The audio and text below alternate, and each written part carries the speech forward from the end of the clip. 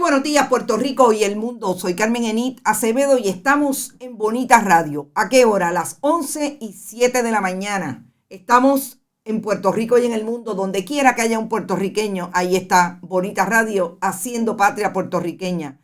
Desde esa diáspora que nos representa hoy y siempre. Gracias por estar. Hoy es miércoles 25 de enero del 2022 y las noticias se dividen entre 4 temas que queremos profundizar hoy.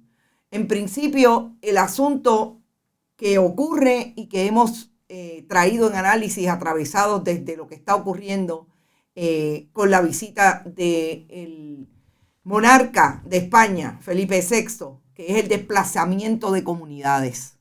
¿Cómo vamos a discutir eso hoy desde lo que está ocurriendo en lugares en el Caribe que trae hoy el periodismo independiente como el Centro de Periodismo Investigativo en la isla de Caimán? Porque tiene tangencias con lo que está ocurriendo en Puerto Rico, pero además que precisamente este fin de semana, tan cerca como el martes, creo que fue el martes la controversia, ocurrió algo que delimita lo que puede pasar con dueños de propiedades en diferentes áreas que establecen que las playas son de ellos. Las playas, los accesos, etc. Vamos a hablar de desplazamiento vis a vis lo que está trayendo la Cámara de Representantes por voz de la licenciada y representante de Victoria Ciudadana, Mariana Nogales Molinelli, pero también lo que dijo ayer en una discusión pública el representante Denis Márquez. Vamos a hablar de Victoria Ciudadana también, atravesado con el análisis de lo que ocurrió en el tribunal cuando el joven pastor del Partido Nuevo Progresista, y tengo que decirlo porque es que se identifica desde esa manera de todas las actividades públicas, que está acusado de violencia doméstica, incluso de agresión sexual contra su esposa, y cómo el fundamentalismo religioso opera desde ahí. Y Joan Rodríguez Bebe hace lo propio, oponiéndose al proyecto de acoso callejero. ¿Por qué? Porque Victoria Ciudadana está llamando la atención en la Cámara de que es posible que tengan los votos y se apruebe, que todo el mundo se monte, me imagino, menos Lizy Burgos. Vamos a hablar sobre eso también en ese contexto, trayendo el caso que queremos discutir de la posibilidad que Wanda Rolón y Joan Rodríguez Bebe hablen desde la misma orilla. También vamos a hablar de la transición en la alcaldía de Guaynabo. Ángel Pérez Otero, que ayer discutíamos la prueba contundente que según el fiscal Hamilton tiene para procesarlo, sale de la alcaldía de Guaynabo. ¿Y quiénes entran? Eduardo O'Neill, el alcalde, acaba de nombrar un comité, Testosterona Cabinet, todos hombres. Vamos a hablar de quién es quién, a ver si se ha despistado, si se ha dispersado el tema de la corrupción, incluso desde la transición en la alcaldía de Guaynabo. Y por último, vamos a hablar del nombramiento o de la nominación que hoy se ve, como adelantáramos ayer, en la legislatura de Puerto Rico, en el Senado, en el Salón Leopoldo Figueroa, de Jorge Díaz Reverón, una nominación del tribunal al Tribunal de Apelaciones después de que se le venciera el término, estuviera por 2 ocasiones nominado y el gobernador tuviera que retirarlo porque no tiene los votos. Todo lo que nos dicen es que no tiene los votos hoy y que lo han tenido que traer a vista porque quieren que se dilucide allí, y los que están así más o menos temblando porque no saben cómo decirle que no a Jorge Díaz Reverón no van a poder votar a favor hasta el momento, pero vélenlo. Ahí hizo entrada Jorge Díaz Reverón con Wanda Vázquez Garcet, gobernadora sucesoral.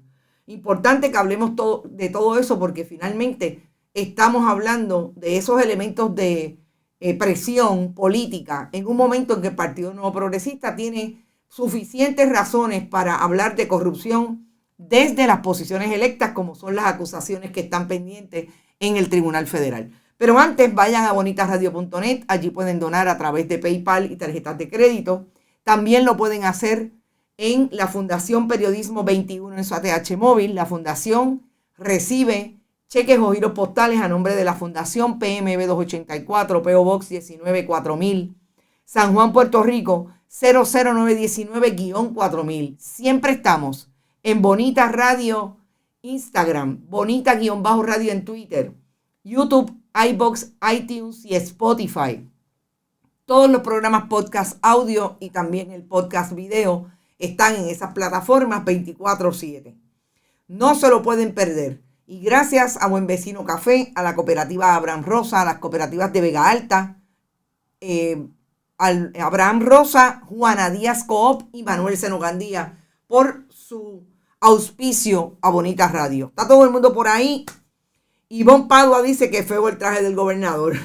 María Cruz, los mismos personajes del pasado, incluyendo el de la Contraloría, empezó a tapar los nombres de personas y corporaciones en los documentos. Gracias, María Cruz, pero no te adelantes, venimos con el análisis. Sobre todo, a sacar del closet a cada uno de los miembros. Hay uno que no podemos sacar del closet, que es el economista. Realmente, lo único que es compatible desde mi conocimiento profesional es que son todos PNP. Pero todos tienen hachas que amolar menos el economista Cano. Por lo menos que sepamos. De los racks de Walmart en especial, dice Robert Baldwin. Ustedes son terribles. ¿Ustedes se quieren reír? Vamos a reírnos. Dije ayer que no me interesaba para nada la vestimenta ni del gobernador ni de el rey de España. ¿Cómo puedo conseguirla en Instagram o Telegram? No, Instagram, Angeli Nieves. En Instagram estamos así mismo, como Bonita Radio. Ivonne Padua, el pantalón estrujado. Vamos para la playa, dice Iraida Molina. Bueno, yo creo que el tema del desplazamiento o la gentrificación, porque hicieron una traducción literal de gentrification, lo vamos a dejar para más tarde. Vamos a empezar con la transición. No, vamos a empezar con esta visita de Wanda Vázquez Garcet y lo que está diciendo desde ya a algunos medios tradicionales que están allí, me imagino, cubriendo la información de que su esposo está hoy ante, y de hecho está en vivo, ya mismo cuando terminemos este programa, me imagino que lo escucharemos porque es importante, ante el Senado de Puerto Rico en una evaluación de el Senado para ese nombramiento a juez. Lo primero que dice Wanda Vázquez es que dice que creo que debe tenerlos. Creo que tiene los votos, debe tenerlos. Yo me imagino que Wanda Vázquez, que entró a las lides políticas, por lo menos públicamente, cuando Ricardo Rosselló Nevares renunció, es decir, hay un interés de la gobernadora que se torna después que en el 2019 sale Ricardo Rosselló en el verano del 19 y ella, por ser secretaria del Departamento de Justicia, no haber secretario de Estado o secretaria de Estado, llegó por orden sucesoral a ser gobernadora. Aprendió muy bien lo que aparentemente ya sabía de antemano, siendo procuradora de las mujeres nombrada por Luis Fortuño y más tarde secretaria de Justicia, que es el cabildeo y la búsqueda de adeptos. Wanda Vázquez Garcet, de la mano de Jorge Díaz Reverón, llegan a la legislatura después de 2 nominaciones que estuviera frente a la legislatura y tuvo que retirar el ejecutivo Pedro Pierluisi porque el Senado no le dio paso a ese nombramiento y a otros. A mí, la información que yo tengo hasta el día de hoy es que en efecto ambos han hecho el cabildeo intenso, para coger una frase del perreo intenso del amigo Jorge Rivera Nieves del verano del 19, para tratar de que Jorge Díaz Reverón vuelva a tener un salario a través de la judicatura en el Tribunal de Apelaciones. Y digo esto porque los señalamientos públicos que se le han hecho a Jorge Díaz Reverón llegan incluso a establecer que esa sociedad de bienes gananciales tiene múltiples pleitos de cobro de dinero. Que no hay ningún problema. No hay ningún problema. Todos hemos estado en la rueda de abajo. A mí que nadie me lo diga. El problema es que Jorge Díaz Reverón y Wanda Vázquez Garcet han desmentido incluso lo que está en documentos públicos, que son no solamente ese manejo de las finanzas que los coloca con pleitos relacionados a cobro de dinero, sino que en medio de su actuación como gobernadora sucesoral hay una transacción económica que se da que a todas luces representó un amplio conflicto de que el entonces juez del Tribunal de Primera Instancia de Caguas tuviera acceso no solamente a instituciones financieras, a los lugares que se supone que estaban cerrados por razón de la pandemia, y esos dueños de solares de autos que le vendieron el famoso vehículo costosísimo a Jorge Díaz Reverón tuvieron una oportunidad de sentarse en el Palacio de Santa Catalina, allí en la fortaleza, con la gobernadora de Puerto Rico en aquel momento. Todo eso definitivamente va a ser parte de lo que hoy se va a discutir. ¿Qué traiga motu propio Jorge Díaz Reverón? Va a ser interesante. ¿Qué va a decir? Que fue fiscal del Departamento de Justicia, que fue abogado criminalista. Ahí están los casos. Sabemos de una abogada que postuló ante él como abogada de asistencia legal, la licenciada Laura Cos, que pidió un turno para decir por qué entiende que el juez Jorge Díaz Reverón o el licenciado hoy no debe volver a la judicatura porque no tiene temperamento judicial. Interesante, era litigante esa licenciada ante el juez, y sabemos que eso no es lo que va a ir a hacer ahora como juez del apelativo. Que no vayan a utilizar eso de excusa, porque también hay otro planteamiento de esa misma licenciada, que el juez fue vengativo y se querelló contra ella ante el Tribunal Supremo. Que no vaya a la legislatura, porque sabemos que tiene adeptos, como tiene Joan Rodríguez Bebe, que es la defensora de Albert Torres, precisamente Albert Torres Berrío, y el exalcalde de Guayanilla del Partido Popular, parece que son los que están tratando de empujar el nombramiento entre los populares allí. ¿Qué le debe ese exalcalde de Guayanilla a la gobernadora sucesoral Wanda Vázquez Garcet? No sabemos, pero dicen que hay un nombramiento por ahí que le hizo la entonces gobernadora sucesoral a un familiar suyo. Todo esto en medio de que nosotros discutimos la posibilidad de que este sea el peor momento de todas las instituciones públicas, del Ejecutivo, rama legislativa y rama judicial, por razón de todo lo que se ha discutido, entre ellas la corrupción. Yo creo que esas son las miradas interesantes que tenemos que tener ante esa vista hoy de que Jorge Díaz Reverón esté ante la justicia, ante la legislatura para una nominación, como es ser nominado al Tribunal de Apelaciones.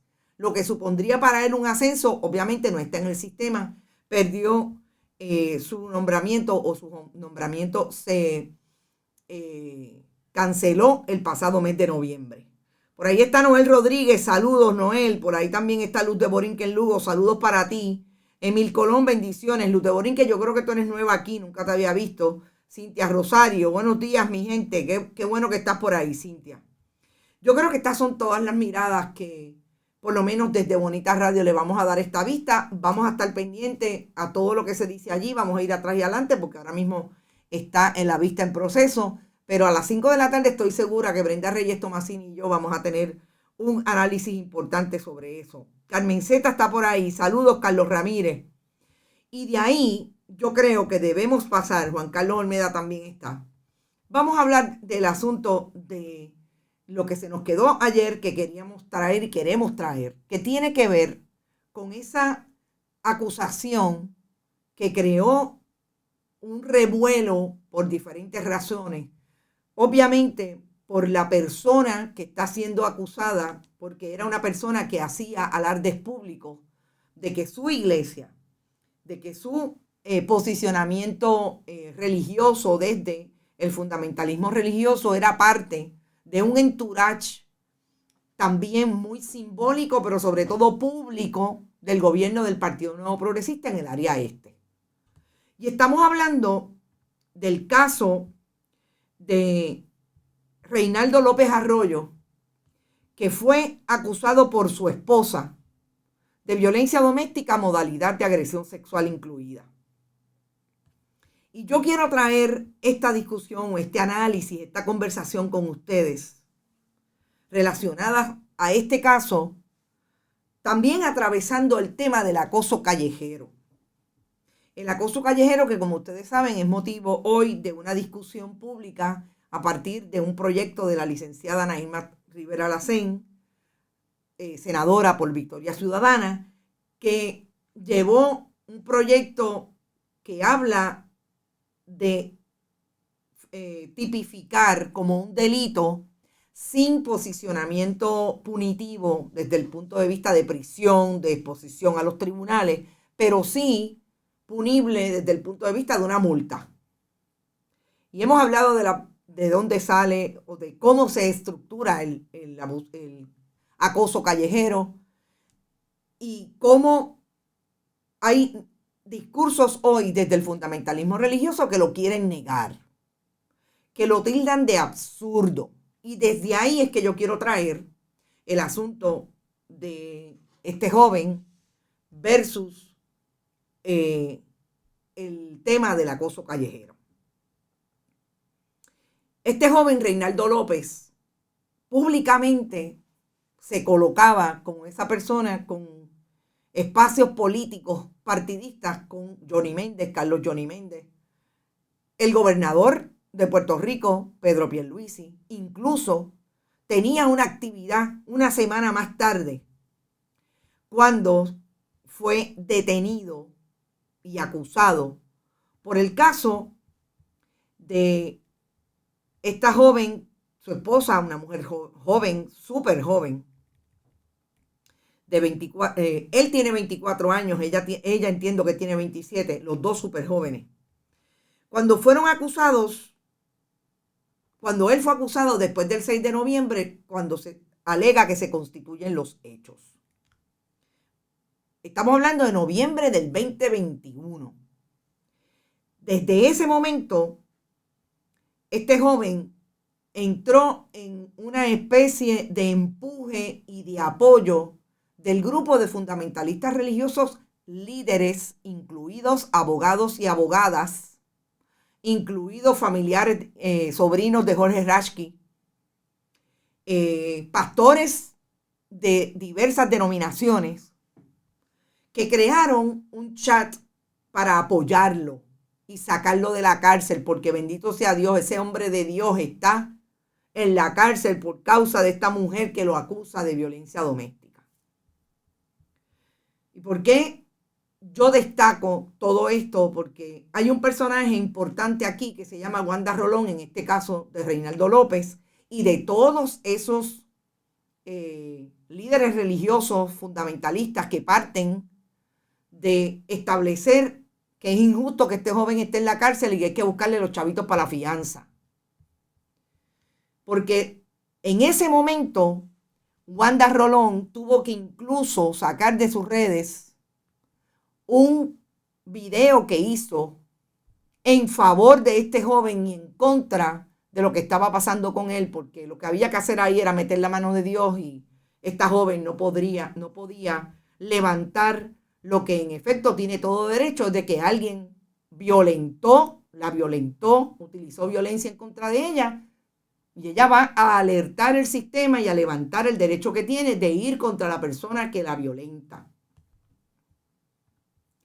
Si nosotros vamos a hablar hoy de lo que estamos hablando con el discurso callejero, el acoso callejero y el discurso de Joan Rodríguez Bebe, estamos hablando que Wanda Rolón es al fundamentalismo católico lo que es Joan Rodríguez Bebe. Estas dos personas que utilizan el posicionamiento público desde la palabra de Dios, como ellas hablan, para atraer lo que es violencia, no importa qué. Y aquí voy a hacer una distinción importante en todo el análisis de ese apoyo que le dieron esos fundamentalistas religiosos, incluida Wanda Rolón, una abogada que también participa de una organización de abogados cristianos en ese chat. Todos los demás eran hombres, incluido el sobrino de Jorge Rashki.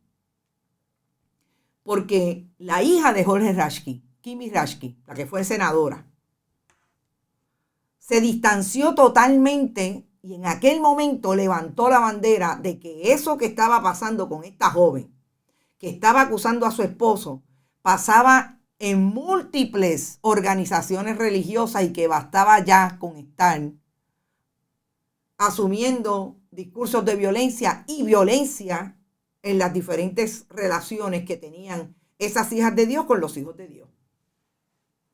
Y yo creo que eso es importante traerlo porque Joan Rodríguez Bebe es senadora. Y se supone que haya un desprendimiento, porque yo no sé si ella lee la misma Constitución que yo, pero hay separación de iglesia y Estado. Y lo que estamos viendo de Joan Rodríguez Bebe es posicionando todo el tiempo el discurso y privilegiando el discurso fundamentalista religioso sobre los derechos de todas las personas en el país. Los derechos. La responsabilidad legislativa de Joan Rodríguez Bebe minada y condicionada a ese fundamentalismo religioso. Y como siempre hemos traído, la demagogia, la propaganda, porque apela al miedo, a la emoción, y finalmente no hay un análisis serio, honesto, intelectual, desde la función que ella ejerce, que es ser senadora. Ese es su discurso con relación a la posición pública que ocupa. ¿Y qué hace Wanda Rolón? Pues miren, ahora en el caso de este joven que estaba callado, porque si en este país no hay suficientes cosas, honestamente yo creo que ni los medios tradicionales que tienen dinero, y ellos se quejan de que no los tienen, para tener un periodista detrás de cada información, no damos abasto, mucho menos el periodismo independiente. En este caso, estamos hablando de que en ese tribunal de Fajardo, la compañera Leisa Caro hace una historia de qué fue lo que pasó en esa primera vista. Pues Wanda Rolón se va a sentar a declarar. Y si nosotros leemos, y yo les voy a leer en parte, las expresiones de Wanda Rolón, en esa vista, fíjense que es lo mismo que hace Joan Rodríguez Bebe cuando se sienta a legislar. Por ejemplo, las iglesias como la nuestra, que está bien constituida, tenemos los recursos para dar ayuda a la niñez, al adicto, a los matrimonios, a las personas que tienen ansiedad. Así que obviamente todo el que llegue a nuestra oficina dentro de los recursos que Dios nos ha permitido tener, le brindamos ayuda. Fíjense cómo atraviesan el fundamentalismo religioso con la responsabilidad que tiene cada institución de atender la depresión, a los niños, a los adictos, a las personas que tienen problemas de salud mental. Porque a las personas que tienen problemas de salud mental dicen que el diablo se les metió por dentro. El problema es que no están con Dios.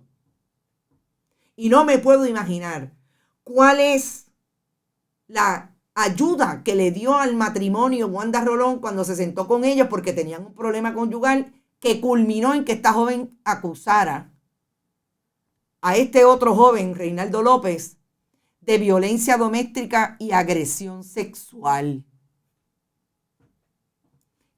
¿Cuál es la capacidad que tiene Wanda Rolón? ¿Cuál es el adiestramiento que tiene para atender a una víctima de violencia doméstica? Y eso ocurre cuando en efecto hay una intervención de la iglesia en lo que tiene que ser las funciones del Estado.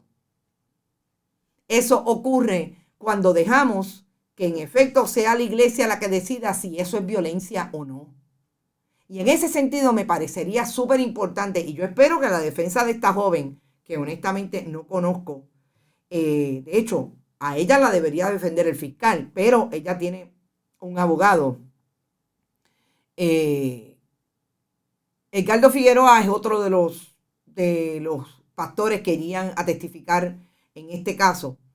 Este es un abogado de Wanda Rolón, por eso es que lo citan también en la historia. Yo me imagino que esta joven tendrá, y la fiscalía tendrá, suficiente entendimiento, sensibilidad y capacidad para buscar quienes dentro de la iglesia, como una Kimi Rashki, pueden decir, perdóname, la iglesia, las cosas de Dios son de Dios y las de César son de César. A Dios lo que es de Dios y al César lo que es del César. ¿Verdad? Clarito en la Biblia, Wanda Rolón, no lo dijo Carmen Enita Acevedo. Es parte de lo que yo creo que las personas que tienen fe, que tienen posicionamientos claros, que favorecen obviamente al posicionamiento del cristianismo, deberían saber, porque así es como los enredan en los discursos y ya no tiene que ir la persona que tiene un problema legal a otro sitio que no sea donde el abogado que está en la iglesia, pero que es pastor de la iglesia. Y él se lo va a resolver.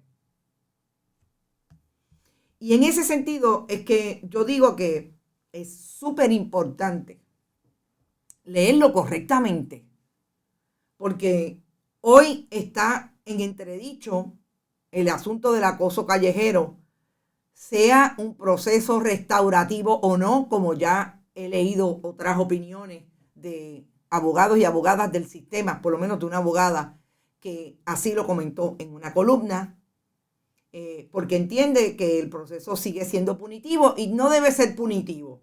Esa es una discusión. Pero yo me pregunto, en arroz y habichuela, no, borro eso, no es en arroz y habichuela, en la cotidianidad, en el sistema que estamos viviendo hoy, con un Estado que no quiere asumir su responsabilidad de educar con perspectiva de género, porque le tienen miedo al fundamentalismo religioso, porque le tienen miedo a esos votos, porque quieren también dirigir el gobierno y el Departamento de Educación con lo que yo he dicho que es la osmosis sobacal, porque tienen la Biblia debajo del sobaco. En efecto, no va a haber una iniciativa que proponga educación desde una ley. Ese es el mecanismo que hasta el momento existe, o que por lo menos encontró adeptos la licenciada Rivera Lacén en eso, para poder colocar esa ley ahí y sea una multa. De verdad, díganme cómo es que lo van a hacer. Si todos los mecanismos del Estado, por lo menos desde el Ejecutivo, se niegan a manejarlo. ¿Cómo es que lo están haciendo? ¿Cómo es que Wanda Rolón y Joan Rodríguez Bebe le van a asegurar a las mujeres de la iglesia? Ya no voy a hablar de las otras mujeres a las audiencias que ellas pueden tocar. A las mujeres de la iglesia que esa mirada, que ese piropo, que no es un piropo, que es una agresión, que le incomoda la persona, deje de hacerlo. ¿Cómo es que se lo van a hacer? Se van a hincar todos. Hermano, deje eso ya, eso no. Mire, yo sé que le gusta, pero eso no. O sea, de verdad, yo quisiera que alguien me dijera cuál es el plan B. ¿De qué manera lo van a hacer? Ahí yo creo que definitivamente hay una discusión y una conversación. Y por eso quería traerlo desde esa visión que, como siempre digo, es un análisis que se atraviesa interdisciplinario, si lo quieren decir, y traer, yo creo que los ejemplos, miren, estos no son ejemplos que los tenemos de otra manera. Que no sean ejemplos vivos de todos los días. Ahí está Joan Rodríguez Bebe hablando como habla, diciendo que es absurdo. Ahí está Wanda Rolón diciendo lo que dice. Desde mi perspectiva, un buen momento para las feministas apoyar la posición de Rashki. Interesante. Hay que ver si Kimi Rashki saldría públicamente. Lo hizo en noviembre y no dejó de hacerlo, y yo diría que estuvo por espacio de 2 semanas hablando del asunto. De la mujer al sometimiento total, sí, Pepe, dice Iraida Molina. En este momento recordemos que también estamos en la red informativa a través de todas las estaciones de la red. Recuerden que Radio Éxito en Utuado, Radio Cumbre en Orocovis y Radio Grito en Lares. Siempre la red informativa, sus internautas digitales y también sus audiencias de la radio tradicional. El acoso callejero debe ser señalado si queremos mejorar la educación, simplemente porque cualquier persona debe tener, dice Marisol Camacho, derecho a circular en la calle sin temor de que alguien asuma que puede comentar o intentar llegar a su cuerpo. Exacto.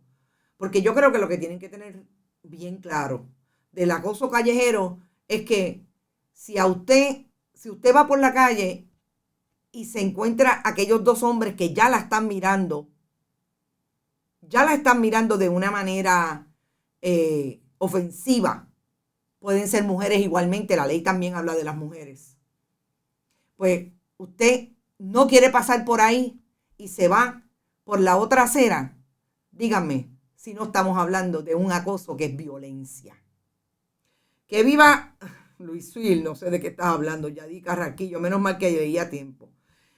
Tranquilo que viene con la parranda de las 3 letras. Bueno, y pasando a otro tema, recuerden que estamos siempre auspiciados por Buen Vecino Café, la cooperativa Abraham Rosa, Vega Alta Coop, la cooperativa Juana Díaz Coop y Manuel Cero Gandía. Y yo creo que vamos a ir entonces, hablando de educación, a el tema de quiénes son los miembros de la transición de la alcaldía de Guaynabo. Ángel Pérez Otero, acusado el 9 de diciembre por un gran jurado de cargos de corrupción, soborno, conspiración. Hay un nuevo alcalde cuando hubo una elección especial en Guaynabo el pasado 15 de enero. Y Edward O'Neill se alza como alcalde. Ya sabemos todas las rutas relacionadas con esa elección especial. Pero es interesante que han sobrevivido elementos del pasado o del pasado reciente del municipio de Guaynabo, que yo creo que está bien claro de todos esos elementos, Migdalia Padilla del distrito, Carmelo Ríos, que se retiró de la contienda, pero que es secretario del Partido Nuevo Progresista, que pululaban incluso el día de la victoria, o que celebró la victoria, Eduardo O'Neill. Y estamos hablando de Aníbal Vega Borges y de el exalcalde de Toabaja y de Elías Fernando Sánchez Sifonte. Nosotros vimos esas imágenes claras en la celebración de el alcalde ese día, del alcalde electo.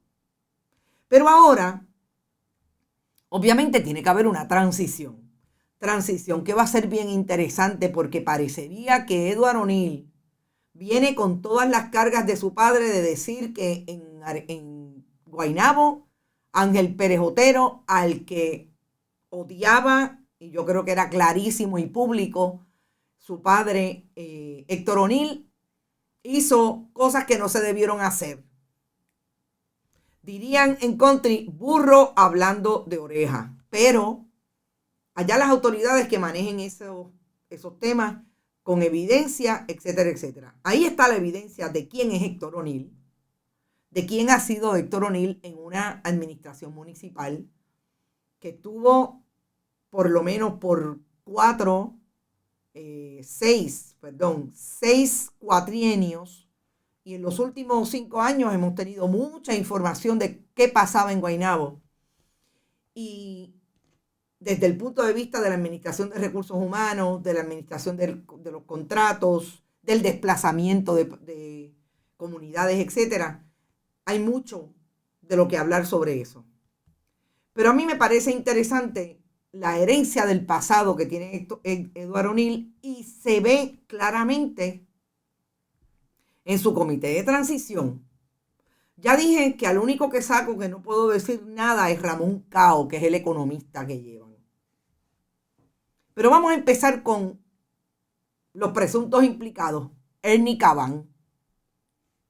Ernie Cabán, que sabemos que fue un ex fiscal del Departamento de Justicia, que ha estado en la palestra pública por diferentes asuntos, pero sobre todo porque es uno de los analistas de la radio tradicional y que le gusta hacer análisis del asunto de la corrupción, pero fue uno de los fiscales que estuvo bien cerca de uno de los primeros convictos en administraciones pasadas de la legislatura, que antes era popular y ahora es PNP, o yo no sé lo que es ahora, después que estuvo preso, Jorge de Castro Font. Ese es uno de los primeros en esta lista. Va a dirigir el proceso de transición Manuel Díaz Saldaña.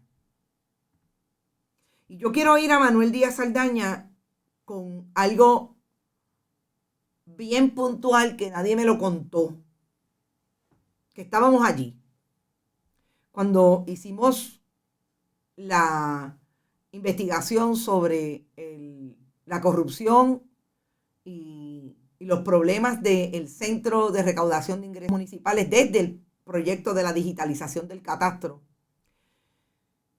Como parte de nuestros esfuerzos, siempre teníamos en mente lo que era aparentemente, y ya se había descubierto por razón de otras investigaciones, la estructura y la operación que se daba desde la fortaleza de Pedro Rosselló González de pedirle dinero a los jefes de agencia para financiar las campañas políticas del Partido Nuevo Progresista. Eso está clarísimo. Ahí está Víctor Fajardo, ahí están tantos otros acusados, incluso de la fortaleza, Angie Rivera, y secretarios de la gobernación, subsecretarios de la gobernación, etc. Y cuando Guillermo Gil Bonar hizo aquella conferencia de prensa para atender los asuntos del crimen, en esa conferencia de prensa, Manuel Díaz Saldaña era secretario, habría sido secretario del Departamento de Justicia y en aquel momento de la conferencia de prensa era contralor de Puerto Rico. Estaba en la conferencia de prensa porque era el contralor. Y Manuel Díaz Saldaña estaba, siempre recuerdo que yo decía, ¿por qué él estará tan atrás? Era una conferencia de prensa como las que hacía Rosemilia Rodríguez, como las que puede hacer ahora Stephen Muldrow, que vienen los diferentes elementos del Departamento de Justicia y del gobierno de Puerto Rico que atienden los asuntos de corrupción, como por ejemplo el Contralor. Y cuando Guillermo Gil Bonar habló de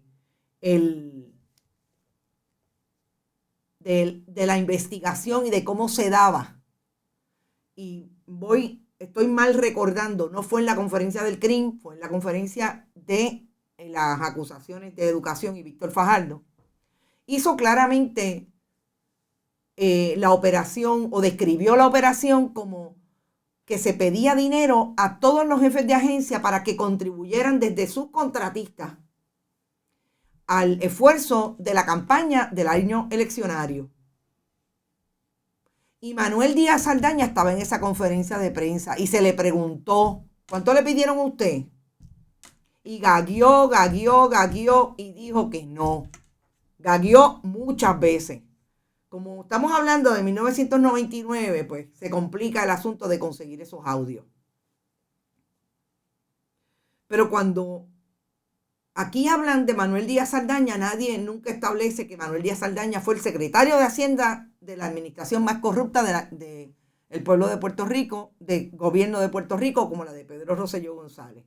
Más corrupta por el montón de acusaciones que llevaron a 42 personas convictas y presas con relación a sus actos de corrupción, que son expresiones de las autoridades.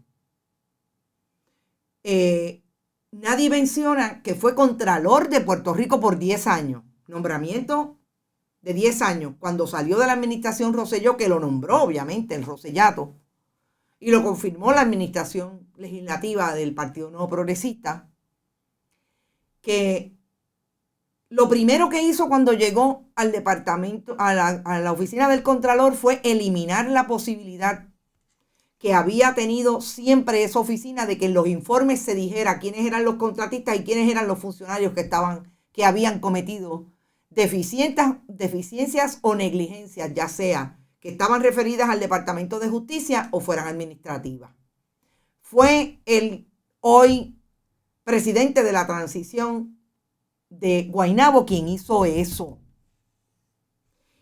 Y yo digo que es educación porque si el pueblo no sabe, si la gente no sabe y no lleva esa memoria atrás, no puede aquilatar correctamente cuáles son los actos de hoy. Manuel Díaz Saldaña fue el de la transición de San Juan, cuando ahora en estas elecciones perdió Carmen Yulín Cruz en el 2020. Perdón, ya Carmen Yulín Cruz no estaba corriendo para alcaldesa. Pero bueno, cuando hubo transición, que ganó Miguel Romero. Ha sido el de las transiciones de un montón de administraciones. Y yo me pregunto, alguien le dice, oiga, ya usted no padece de aquella amnesia. Ya usted no tiene problemas con que se sepa quiénes son los que le han fallado a la chequera y quiénes han sido negligentes con la chequera del pueblo de Puerto Rico para poder traerlos a la palestra pública. Ya usted no tiene problemas en que alguien le pida dinero, en que a un funcionario público se le pida dinero para atender la campaña del partido y así poder seguir ganando las elecciones. Lo que es evidentemente un proyecto de corrupción ad inicio. ¿Por qué no? ¿Por qué no podemos estar hablando de eso? Saludos, Brenda Reyes, saludos. Será ahora y no ignoremos que es miembro del Opus Dei. Eugenia Rodríguez. Importante. Para todos esos que se ofenden cuando uno habla desde ciertos símbolos de qué manera la gente asume el cristianismo.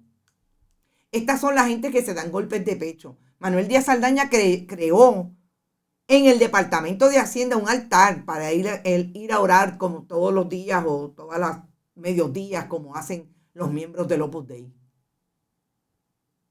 Esta es esa gente que han visto cómo ha pasado de administración en administración del Partido Nuevo Progresista y de otros populares la corrupción, y en 10 años en el departamento, en la Contraloría, no dijo nada, y ahí está lo que hizo en el Departamento de Hacienda. Y finalmente, increíblemente, trae también al grupo al ingeniero Daniel Pagán Rosa. Y le va a gustar a Brenda Reyes Tomasini, que me imagino que hablaremos de eso hoy. Bueno, no podemos hablar de eso. Daniel Pagán Rosa, ¿quién es? El ex secretario del Departamento de Recursos Naturales y Ambientales. El asesor, como le dicen en el departamento, Dani. El asesor de Rafael Machargo. El secretario hoy del DRNA. Aquel secretario bajo la administración Rosselló de Recursos Naturales que lo menos que provocó fue muchos pleitos e igualmente acusaciones de corrupción por la compra del edificio que alberga hoy y que está desmantelado en Río Piedra y que está hecho casi en la cuenca de un río, del río Piedra. Ese es Daniel Pagán Rosa. El que está velando, y lo hemos dicho muchas veces aquí, bien interesantemente con Johnny Méndez, que está haciendo proyectitos en la Cámara, y con el propio Rafael Machargo, los 40 millones de dólares que dieron para los vertederos, que tiene negocios relacionados con la disposición de basura. Esos son los miembros de la transición. Departamento de Destrucción, dice Denis Debol, de Recursos Naturales. Él está desde el principio de la corrupción y el plan de desmantelamiento, dice María Cruz. Te invitan a cursillos y luego te dan seguimiento. Dice José Pepe sobre el Opus Dei. Quizás Daniel Pagán va a endosar la planta de asfalto de Guaynabo. Imagínate. O sea, vaya equipo de transición que tiene el alcalde nuevo de Guaynabo. Pero, importante, recordemos que esto es materia de una elección especial y que la gente del Partido Nuevo Progresista de Guaynabo votó por Eduardo O'Neill. Y evidentemente votaron por Héctor O'Neill, y estos son a los amigos del alma de Héctor O'Neill. Es cuestión de tiempo de que veamos testaferros, de que veamos corporaciones nuevas, viejas, y a los mismos presuntos implicados guisando en Guaynabo. ¿Para cuándo la auditoría de la deuda? Dice Kelvin Joel, imagínate, Kelvin. Y el último tema, y me corrige, sí, el último tema, tengo que ir a la universidad. Bueno, iba a ir a la gentrificación, pero no creo que me dé tiempo a las 11:52. Yo lo voy a adelantar y hablamos de esto en la tarde, con Brenda, que es el asunto del desplazamiento de comunidades. Porque nos va a tomar mucho más tiempo y no tenemos tiempo ahora. Hay un proyecto, una resolución, la 643 de Mariana Nogales, nos la hizo llegar, que habla sobre la investigación de ese desplazamiento. Está radicado. Ayer Denis Márquez trajo un argumento al hemiciclo relacionado con este desplazamiento de comunidades. Y yo quisiera ir, eso sí, lo voy a hacer, porque el tema de la universidad lo podemos dejar. Sí, vamos un poco a un video que quizás podemos profundizar en la tarde. Me dice Verónica si tenemos el video y vamos a usarlo, porque yo creo que es importante que veamos este video y en la tarde compartamos con Brenda. El desplazamiento es tan real que miren lo que ocurrió en una playa de Ocean Park en estos días y que ha sido motivo de discusión en las redes. Es un video mucho más largo. Esta joven está colocando la línea de una cancha de voleibol en esa playa en Ocean Park, que yo creo que todos los que somos de San Juan hemos ido en algún momento a esa playa. Este hombre que está sentado en el perímetro impidiendo que ella ponga su malla es un estadounidense que aparentemente es el esposo de esta otra mujer que viene a discutir con ella porque allí no se pueden sentar. Y yo quiero traer el elemento de Puerto Rico para entonces la asignación que tenemos para las 5 de la tarde es poder ver o leer o consumir el artículo que trae el CPI hoy sobre lo que pasó en las Islas Caimán desde los años 70, que allí las playas hoy tienen prohibición de que los caimanenses las utilicen porque la gente que llegó e invirtió, y recordemos que Isla Caimán es un paraíso fiscal, se quedó con las playas. Claro, mucha menos población que Puerto Rico, pero bueno. Esta mujer se atreve a decirle a la joven que está increpándole: cuando tengas $1 millón, vienes a consumir en esta playa.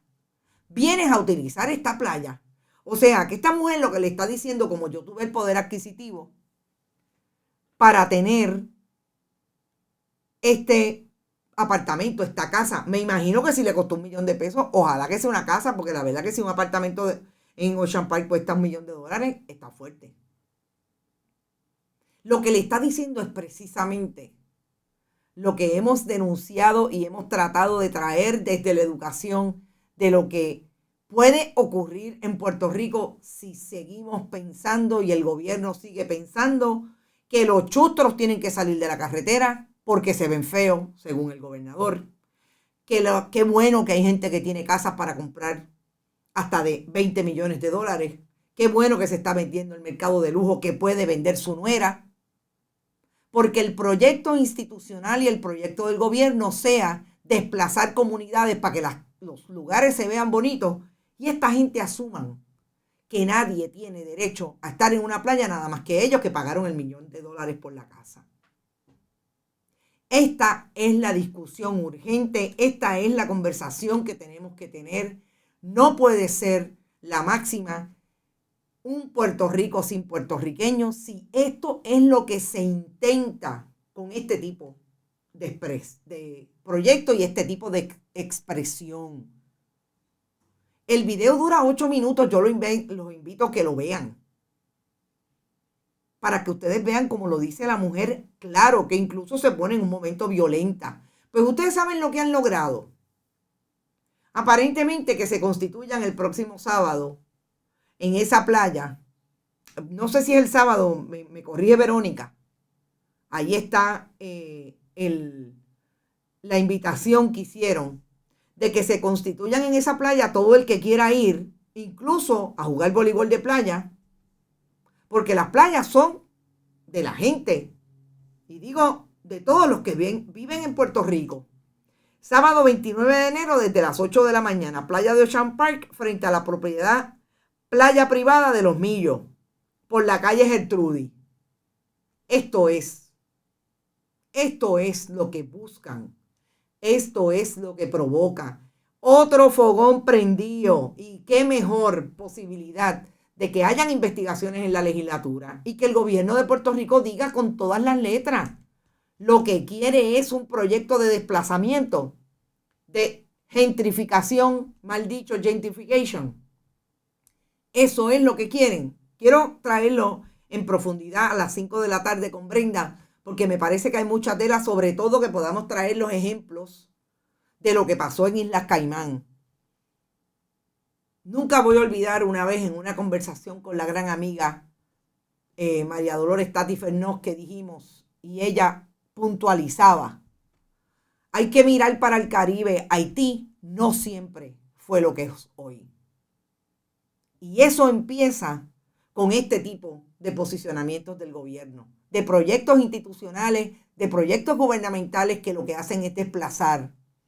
Hay que ver si la fuerza del empuje va a ser de los puertorriqueños, de los ciudadanos que viven en esta patria y hacen patria aquí, los que están fuera, de esa diáspora que no nos abandona nunca y que hace patria puertorriqueña, de que cuando vengan para encima, empujen para el frente. Y una vez, y aquí tengo que citar a Pedro Rosselló, porque es que así son las contradicciones de la vida. ¿Cómo vamos a olvidar la salida de la Marina de Vieques? ¿Y cómo logró el pueblo de Puerto Rico sacar la Marina de Vieques? No fue porque ellos dijeron, ay sí, ya nos cansamos, vámonos. No, fue a fuerza de unos poquitos primero, otros poquitos más tarde. Y finalmente, Pedro Rosselló, que era gobernador de Puerto Rico, se sentó en unas vistas públicas y le dijo a los congresistas, don't push it. Yo los dejo con eso. Me parece que la historia es rica para hacer analogías, es rica para establecer análisis cruzados que no son tan sencillos como decir, esos son unos vándalos, esos son comunistas. Aquí hay una conversación pendiente y desde el periodismo en Bonita Radio la vamos a tener con ustedes. Gracias por estar, gracias por compartir, compartan, vayan a bonitasradio.net. Si pueden y lo quieren, allí pueden compartir lo que puedan con Bonitas Radio, con PayPal y tarjetas de crédito, donativos, Fundación Periodismo 21, la fundación sin fines de lucro que hemos creado para buscar dinero y seguir este proyecto insistentemente. Ya está por ahí nuestra querida vendedora, porque ya hemos podido constituir un buen proyecto de ventas y estamos iniciándolo. Así es que también a los auspiciadores que entiendan que pueden y quieren participar de nuestro proyecto, tenemos los números, tenemos las estadísticas, ahí está todo. Y lo mejor, su marca va a estar en un proyecto de periodismo que es honesto, que quiere conversar con el país, que quiere siempre darle lo mejor a nuestras audiencias, porque el país y las audiencias tienen derecho a saber. Siempre recuerden que estamos en Bonita-Radio en Twitter, Bonita Radio en Instagram, Bonita Radio en YouTube, iVoox, iTunes y Spotify. Y gracias, Buen Vecino Café, la cooperativa Abraham Rosa, Vega Alta Coop, Manuel Seno Gandía y Juana Díaz Coop por su apoyo y auspicio. Nos vemos a las 5, que mucho tenemos que hablar a las 5. Hasta ahorita, buen provecho.